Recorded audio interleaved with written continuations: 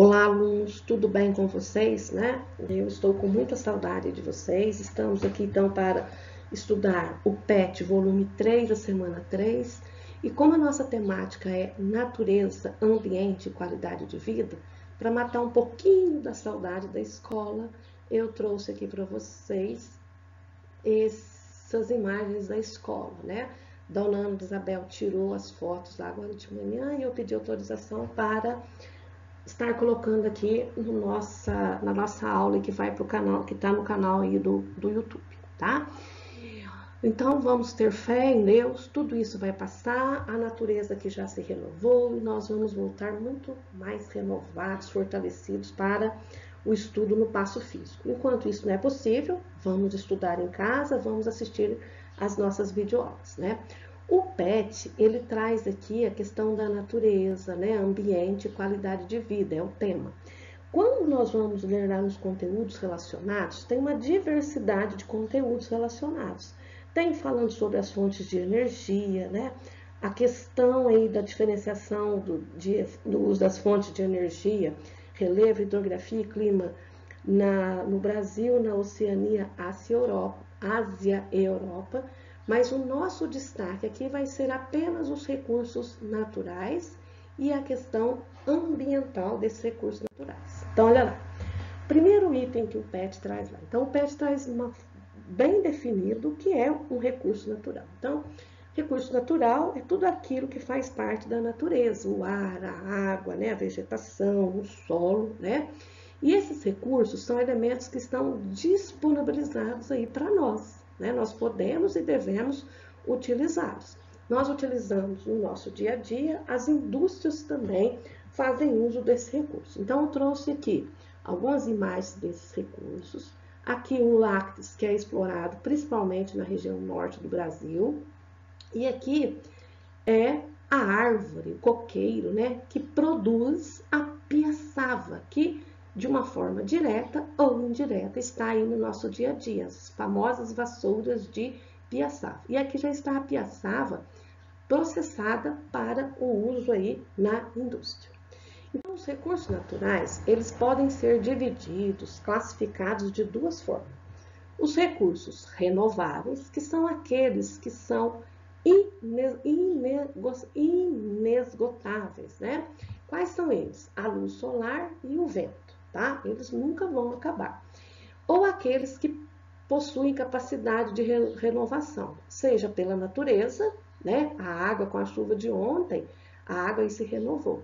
Seja pelos seres humanos, né? O cultivo aí de vegetais, tanto na agricultura quanto na silvicultura, que são as áreas de florestas aí, né? Os não renováveis. Os não renováveis, eles não possuem capacidade de renovar imediatamente. Ou a renovação ela é muito lenta, leva milhões de anos para ser concluída, tá? E por que leva milhões de anos para ser concluída essa renovação? Porque a renovação vai ser através do tempo geológico, né? E o tempo geológico não é o nosso tempo, né? O nosso tempo de vida é o tempo cronológico, que perto do tempo geológico ele é muito pequenininho, tá? E eu trouxe aqui para vocês 3 recursos não renováveis. O primeiro é o carvão mineral, né? A matéria-prima utilizada na primeira Revolução Industrial. O Brasil tem uma carência de reservas de carvão mineral, mas veja o impacto que a extração do carvão mineral traz, né? Olha ali as máquinas que estão ao fundo, e essas máquinas elas são gigantescas. O segundo recurso é a calena, que é o minério primário aí do chumbo, é utilizado principalmente na fabricação de baterias de chumbo ácido, né? No entanto, também tem quantidades significativas que são usadas para fazer as folhas aí de chumbo. E trouxe por último aqui a bauxita, que é uma mistura natural de óxidos de alumínio, né? É um mineral muito importante, porque da bauxita que vai fazer aí o alumínio. E Minas Gerais tem grandes reservas de bauxita, tá? Brasil e recursos naturais. Então, o nosso país ele tem uma grande extensão territorial.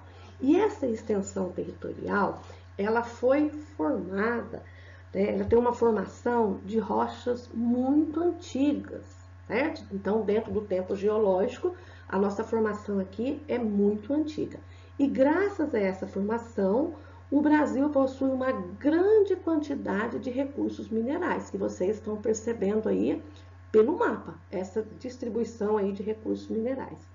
Esses minerais todos que são extraídos aqui no Brasil, eles são a base da indústria mineradora, principalmente aí o minério de ferro, certo? E além então dos recursos minerais, nós podemos destacar também a nossa riqueza em recursos hídricos. Nós temos a maior bacia hidrográfica do mundo e os maiores reservatórios de águas subterrâneas, os aquíferos, né? Esses aquíferos estão a centenas de metros aí de profundidade. E temos também os recursos vegetais, que nós temos a floresta amazônica, né? Além da floresta amazônica, temos a região do Cerrado, que é muito importante. Então, nós temos muitos recursos vegetais. E o destaque é para a floresta aí amazônica, tá? Dentro dos recursos minerais, então, nós temos, como eu já citei, as reservas de recursos minerais. E o destaque que eu vou colocar aqui é para os minerais ferrosos. Então, nós temos reservas que está no maciço do Urucum, Mato Grosso do Sul, a Serra do Navio, no Amapá, né? E a Serra de Carajás e também o quadrilátero ferrífero. Então, nessas 4 áreas, nós temos a extração aí de minério de ferro. Então, aqui em Minas Gerais, o quadrilátero ferrífero, ele envolve as cidades de Nova Lima, é uma região bem próxima de Belo Horizonte, né? Congonhas, Ouro Preto e Mariana e Santa Bárbara. Essas áreas pertencem ao quadrilátero ferrífero, onde tem a extração do minério de ferro, tá? E Minas Gerais tem também aí grandes reservas de bauxita, tá? Os recursos hídricos. Então, nos recursos hídricos, nós vamos destacar 2 aquíferos, né? Até bem pouco tempo, o maior aquífero era o de Guarani. Ele continua sendo o maior em extensão. Mas em reserva de água foi descoberto, bem recente, o aquífero de Altar do Chão, aqui na região aí, no norte aí de Minas. Esse aquífero, ele abrange os estados do Amazonas, o Pará e o Amapá. O aquífero de Guarani, ele é um aquífero que não é somente brasileiro, ele vai abranger também aí o Paraguai, a Argentina e o Uruguai. No Brasil, ele está presente em 8 estados: Mato Grosso, Goiás, Mato Grosso do Sul, São Paulo, parte de Minas Gerais, Paraná, Santa Catarina e o Rio Grande do Sul, tá? Então, 70% está em território aí brasileiro e hoje ele é o segundo maior aí do mundo em capacidade, em volume de água.